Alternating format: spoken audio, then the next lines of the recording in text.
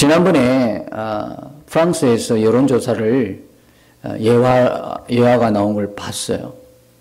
프랑스에서 여론조사를 했는데 사람들이 왜 사는지, 생애의 목적이 뭔지, 무엇을 위해 살아야 되는지를 아주 이 차원 높은 질문을 했어요. 그런데 그 응답자 중에 89%, 다시 말하면 10명 중에 9명은 모른다는 거예요. 내가 왜 사는지, 무엇을 위해 살아가야 하는지를 모르고 산다는 거예요. 그 말은 다시 말하면 우리가 겉으로는 참 열심히 살죠. 오늘도 우리가 얼마나 열심히 삽니까? 너무너무 열심히 살아서 예배할 수 없을 만큼도 부지런히 이 세상에서 열심히 사는 사람들 많습니다. 그런데 열의 9은 그것이 다 뭡니까? 허무하다는 거예요. 속은 텅텅 비었다. 어떻게 살아야 하는지, 뭘 위해 사는지, 왜 사는지도 모르면서 열심히 달려가기만 하는 거죠. 여러분, 이런 흔한 말이 있잖아요. 속도보다도 뭐가 중요해요? 방향이 중요하다. 그런데 지금 뭡니까? 브레이크 없는, 질주를 막을 수 없는 그 질주를 하고 있어요. 도무지 인생에 브레이크가 없어요. 계속 질주하고 있는데 방향이 지금 모르고 있어요. 방향을 모르고 있어요. 방향. 내가 어디로 가고 있는지를 모르고 있어요. 어디로 도대체 가고 있는지를 전혀 모르고 있는 상태예요. 그런데 열심히 사는 거예요. 열심히 달리는 거예요. 그럼 나중에 언제 가서 그걸 알아요?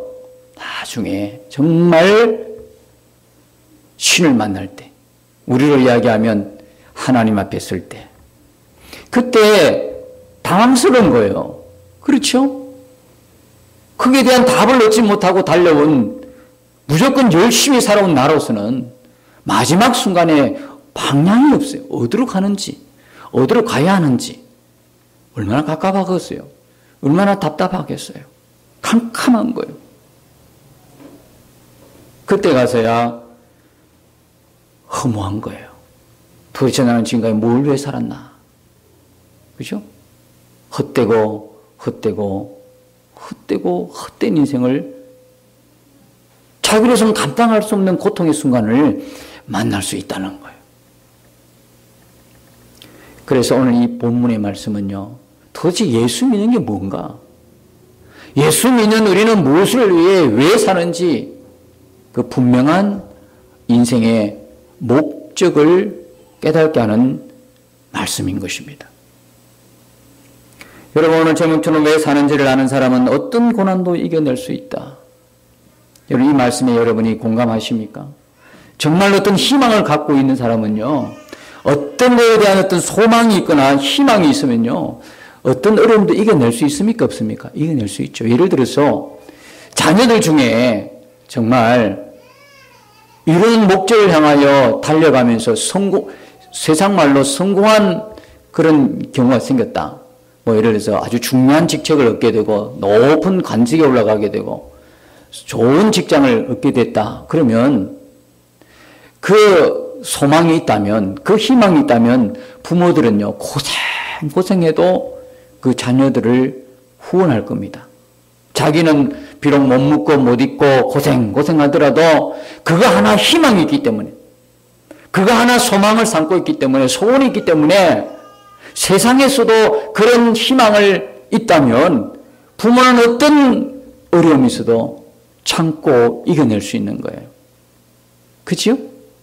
오늘도 이 병석에 누워있는데 이 자녀가 내일이면 일어날 수 있다, 내일이면 건강을 회복할 수 있다, 그 희망을 갖고 있는 부모는요, 지금까지 몇 년을 고생해도 오늘 또 내일의 희망을 걸고 다시 일어날 수 있다는 거예요.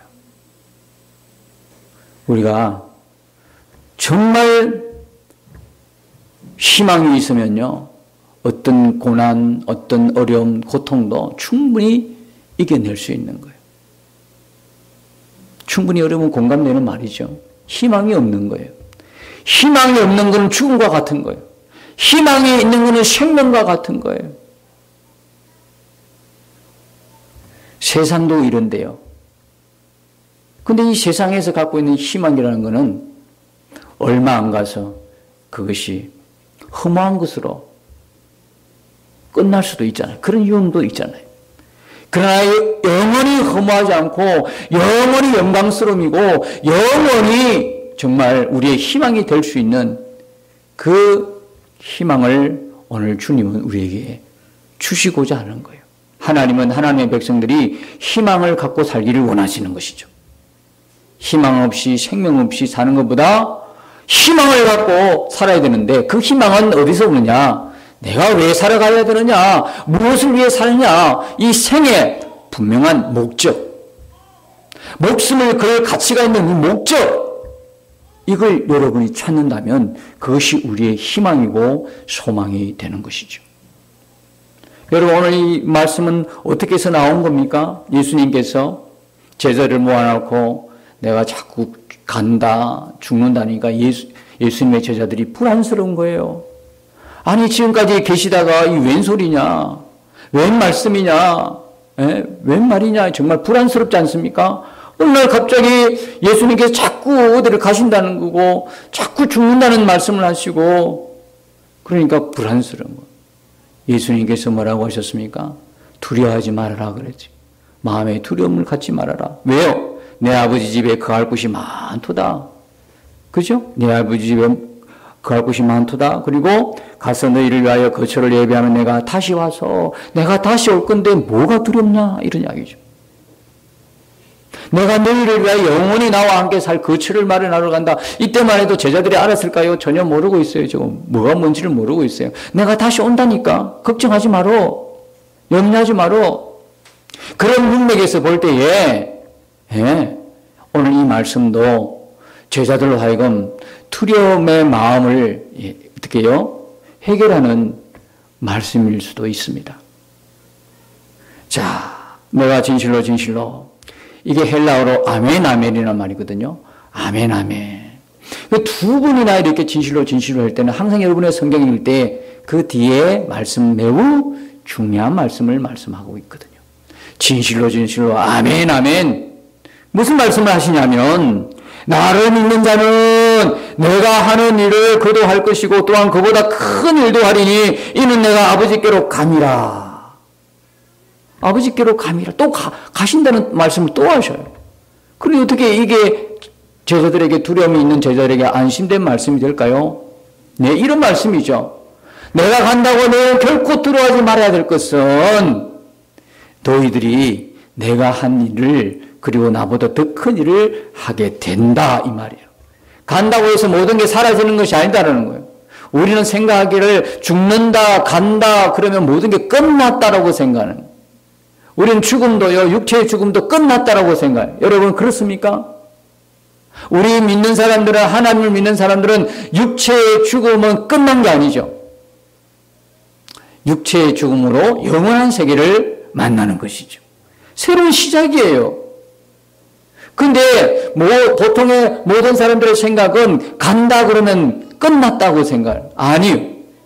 예수님께서 끝난 게 아니라 너희들에게 너희가 해야 할 일이 뭔가가, 너희들이 무엇을 붙들고 살아야 되느냐, 왜 살아야 되느냐를 우리에게 새로운 인생의 목적을 제시하고 있는 게 오늘 이 말씀이에요. 끝났다 그러면 이 말씀을 하실 이유가 없죠. 끝났다 그러면 이 말씀을 하실 이유가 없어요. 여러분 중에 혹시 이런 생각을 하실 분도 있어요. 도대체 예수님이 하는 일을 그도 할 것이요 그보다 큰 일도 하리니 이게 무슨 말인가? 잘 모르겠다는 분도 있을 것이고, 그리고 이게 지금 제자들에게 말씀하시는데 어떻게 오늘 우리에게 무슨 관계되는 말씀이냐, 우리와 무슨 상관이냐 이렇게 말씀하실 수도 있겠어요. 그래서 보시면 나를 믿는 자는 이렇게 나오죠. 지금 현대 영어 번역에 보면 나를 믿는 자는 누구든지 이런 표현이 나와요. 나를 믿는 자는 누구든지. 그래서 나를 믿는 자는 예수님을 믿는 모든 사람이 해당되는 거예요. 자, 예수님을 믿고 따랐던 제자들에게만 이 말씀이 적용되는 게 아니라 오늘 우리에게도, 2000여 년이 훌쩍 지난 오늘 이 시대를 살아가는 우리에게도 이 말씀은 제자들에게 준 말씀으로 끝난 말씀이 아니라 오늘 나에게 주신 말씀이다 이 말이에요. 여러분, 성경에 예수님께서 제자들에게 하신 모든 말씀은요, 우리에게 그대로 적용되는 말씀이에요. 모든 말씀이에요. 그러니까 이 말씀이요, 이 당시 제자들만 해당되는 것이 아니라 예수님을 구주로 믿는 모든 사람, 그들은 무슨 일요? 주님이 하신 일도 할 것이고, 그리고 주님이 하신 일보다 더 큰 일도 한다라고 말씀하시는 거예요. 이게 믿어지십니까? 이게 정말 믿어지십니까, 여러분? 우리가 진짜 무엇을 해야 되느냐면, 우리는 지금 주님이 하신 일을 할 것이고, 주님보다도 더 큰 일을 위하여 부름을 받은 사람들이라는 거예요. 우리가 바로 그런 사람이라는 거예요. 무엇을 위해 살아가느냐? 왜 사느냐? 무엇을 위해 살아가요? 무엇을 위해 사는 거죠? 주님의 그 일을 위해 사는 자가 우리란 말이에요. 왜 삽니까? 예, 주님의 그 일을 위해서 오늘도 우리는 살아가는 사람들이라는 거예요. 이러니까 예수를 믿는 게 뭔지, 예수님을 믿는 게 뭔지를 모르는 사람들은 부담스럽죠. 여러분, 우리 믿는 사람들, 그리스도인들은요, 뭡니까? 옛날에 나를 위해 산 사람들입니다. 예수님 알지 못했을 땐 전부 다 나를 위하여 살았어요.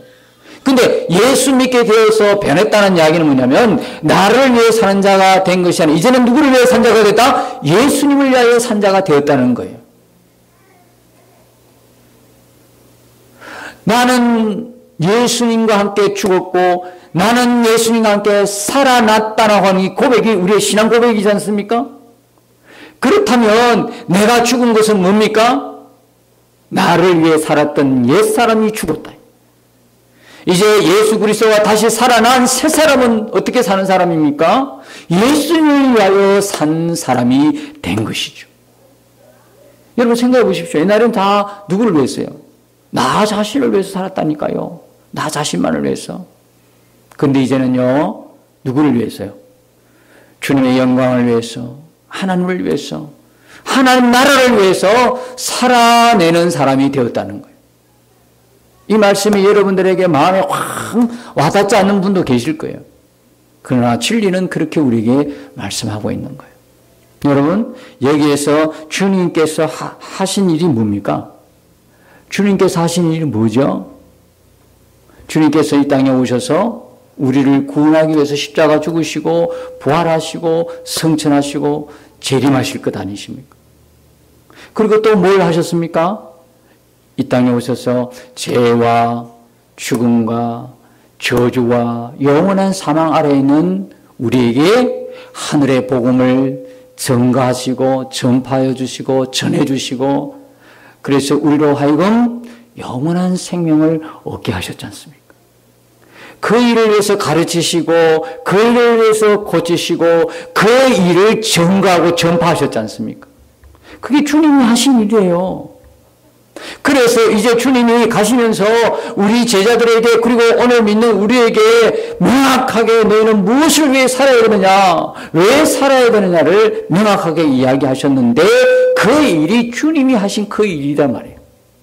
우리도 주님처럼 가르치고, 그리고 주님처럼 고치고, 그리고 주님처럼 전가하는 사람이 우리라는 거예요. 주님처럼 십자가 죽고 부활하고 성천하고, 이건 주님의 고유한 사역이고요. 이제 그 일은 다시 할 필요가 없죠. 왜 할 필요가 없습니까? 예수님이 이미 다 해놓으셨잖아요. 아니, 우리가 십자가 죽고 부활한다고 해서 우리 스스로 죄를 어떻게 할 수 있습니까? 해결할 수 있어요? 없잖아요. 그건 오직 주님의 고유 사역이잖아요. 고유한 사역. 주님만이 죄인을 구원하는 사역이잖아요. 죄인인 우리가 어떻게 아무리 십자가 죽어도 아무 소용없잖아요. 그건 주님의 사역이고 주님만이 하실 수 있는 사역. 우리가 할 수 있는 것은 뭡니까? 주님이 이 땅에서 하셨던 것, 가르치고 고치고 전파하는 사역, 예수의 복음을 위해서 그 일을 지금 말씀하고 있는 거예요. 그런데 이 일이 이루어졌어요? 안 이루어졌어요? 이루어졌죠. 그렇죠? 이루어졌어요. 자, 주님은요, 팔레스틴 지역, 그 좁은 지역에만 왔다 갔다 하시면서 하셨어요. 그 좁은 지역에서. 그렇게 12제자를 키워냈죠. 근데 여러분 보십시오. 이 일이 어떻게 이루어진가를 보십시오. 오늘 어떻습니까? 마태복음 28장에 18절 이하에 보면 그래요. 모든 민족을 뭐 삼아? 제자 삼아. 아버지와 아들과 성령의 이름으로 뭘 주고? 세례를 주고. 내가 너에게 분부한 모든 것을 가르쳐 지키게 하라. 볼지어다 내가 세상 끝날까지 너희와 항상 함께 있으리라. 그때도 말씀하시잖아요. 모든 족속을 뭐 삼아라? 제자 삼고 세례를 주라는 거요. 가르쳐 지키게 하라는 거요. 근데 그렇게 하는 원동력이 뭡니까? 너희 자신 스스로가 그렇게 하라 그럽니까? 그 뒤에 뭡니까? 내가 항상 너희와 함께 있으리라. 주님이 항상 우리와 함께 지금도 우리 마음의 성전 삼아 우리와 함께 계시기 때문에 그 일을 우리가 해낼 수 있는 거예요. 우리 스스로 어떻게 그 일을 해냅니까? 주님은 절대 말씀하시지 않아요. 사도행전 1장 8절에 뭡니까? 사도행전 1장 8절에는 예루살렘과 온 유대와 사마리아와 땅끝까지 이르러 내 정인이 되리라 말씀하셨죠? 그런데 어떻게 말씀하셨습니까? 너희가 스스로 그렇게 하라고 말씀하셨습니까? 그 앞에 무슨 말씀이 놉니까? 오직 성령이 너에게 임하시면. 야, 이거 기가 막히지 않습니까? 주님이 영원토록 우리와 함께 하시는 거예요. 근데 뭐가 두렵나 이 말이에요. 내가 너희와 항상 있는데 내가 간다고 해서 너희가 뭐가 두렵나 이거지. 우리가 두려워하는 거는요, 딱 한 가지예요. 지금도 함께 계시는 살아계신 주님을 볼 수 없기 때문에 두려운 거죠. 아, 진짜 여기 이 자리에 눈과 눈으로 보는 것처럼, 육체와 육체가 보는 것처럼 주님이, 예수님이 여기 앉아 계신다고 한다면 어떤 일이 벌어질까요? 어떤 일이 벌어질까요? 에? 상상이 갑니까? 그런데 눈과 눈으로 보는 것보다 더 정확하게 우리 안에, 우리 마음을 성전 삼아 우리 안에 주님이 계신다고 진리는 말씀하고 있지 않습니까?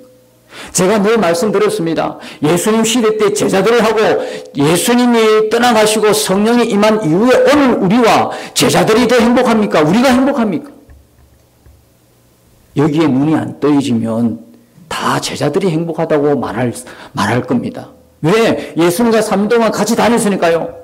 손도 잡아보고 얼굴과 얼굴로 마주보고 이야기도 하고 대화도 하고 하나님이신 그분을 마주보면서 있었으니까 얼마나 영광스럽고 얼마나 복되고 비교할 수 없는 것이죠. 그런데 진짜 알고 보면요, 그 제자들은 그렇게 가까이 있어도 한 몸을 이루지 못했잖아요. 연합이 되지 못했잖아요. 하나가 되지 못했잖아요. 그런데 오늘 우리는요, 우리 안에 성령이 오셔서 우리 마음을 성전 삼고 영원토록 떠나지 않고 우리와 함께 계신 그분은 우리와 한 몸을 이루시고 하나가 되시고 연합되셨단 말이에요.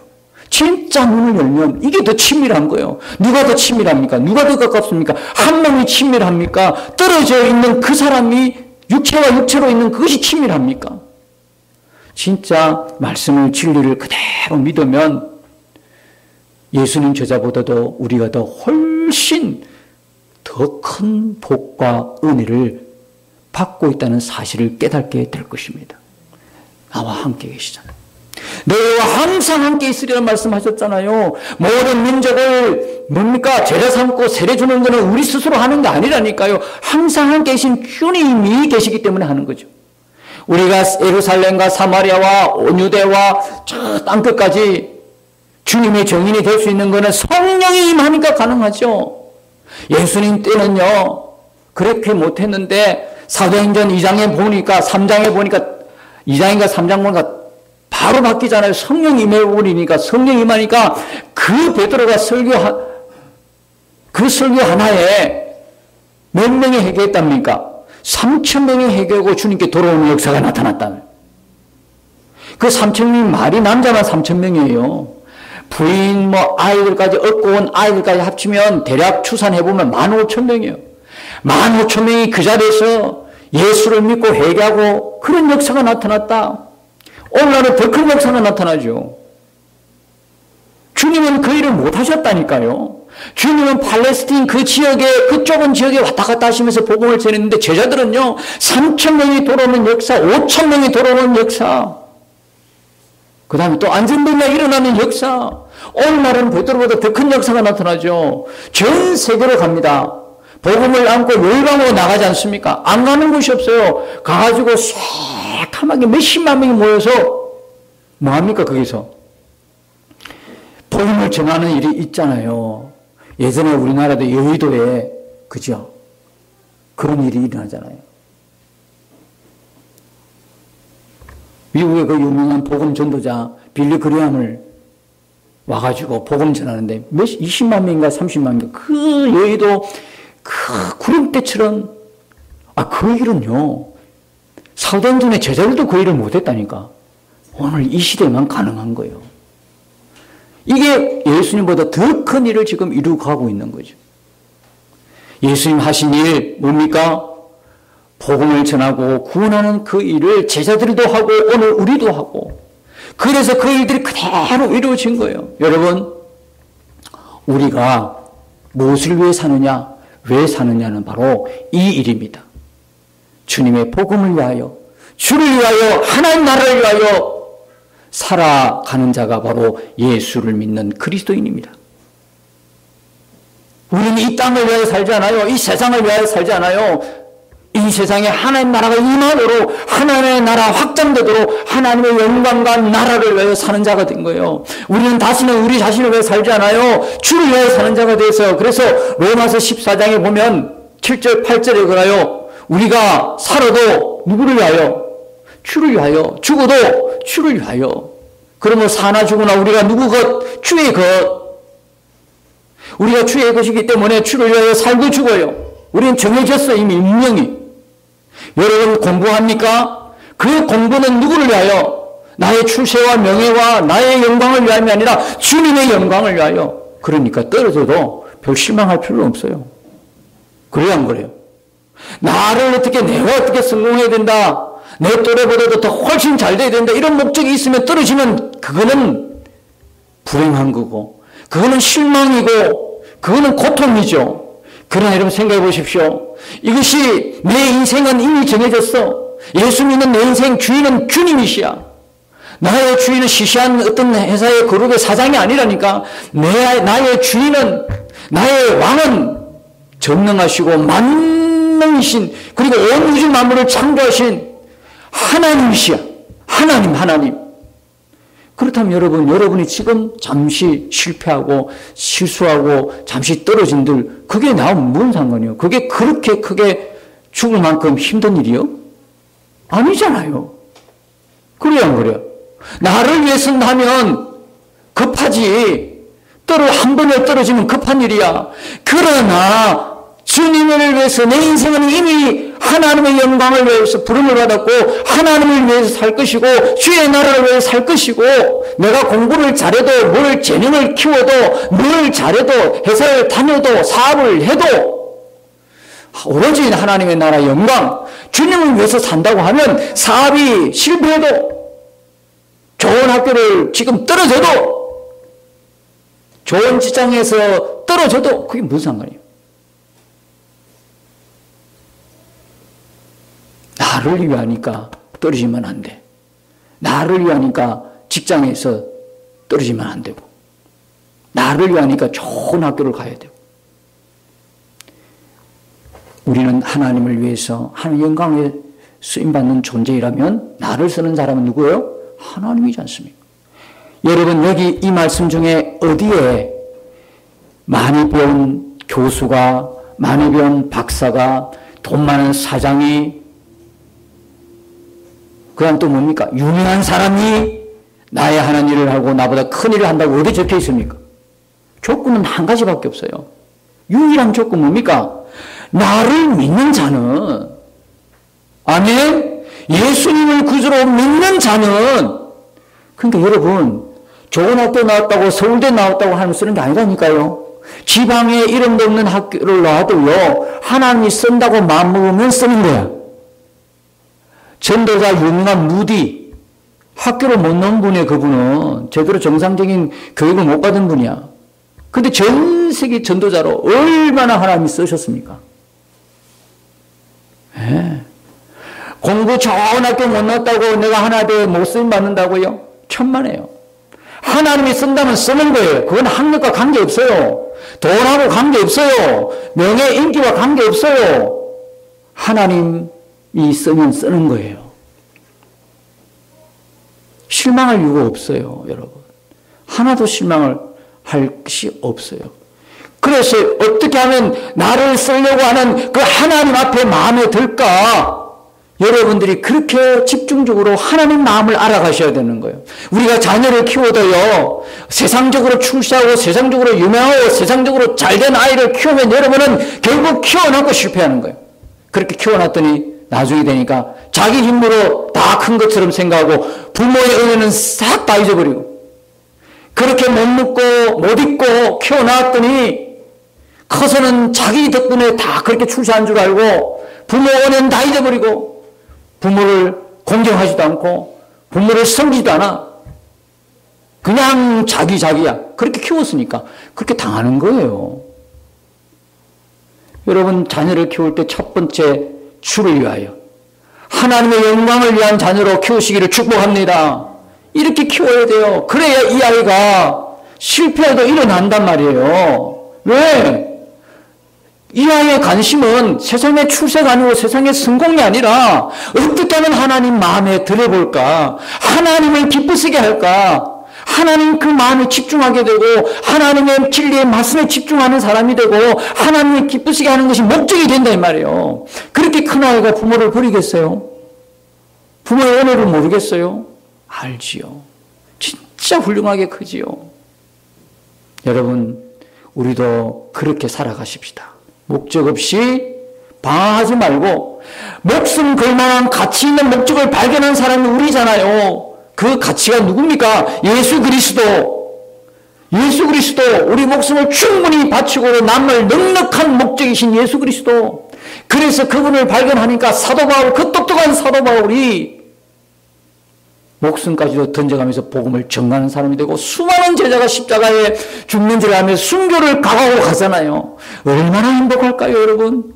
그 사람들이 불행한 사람입니까? 내가 불행하지.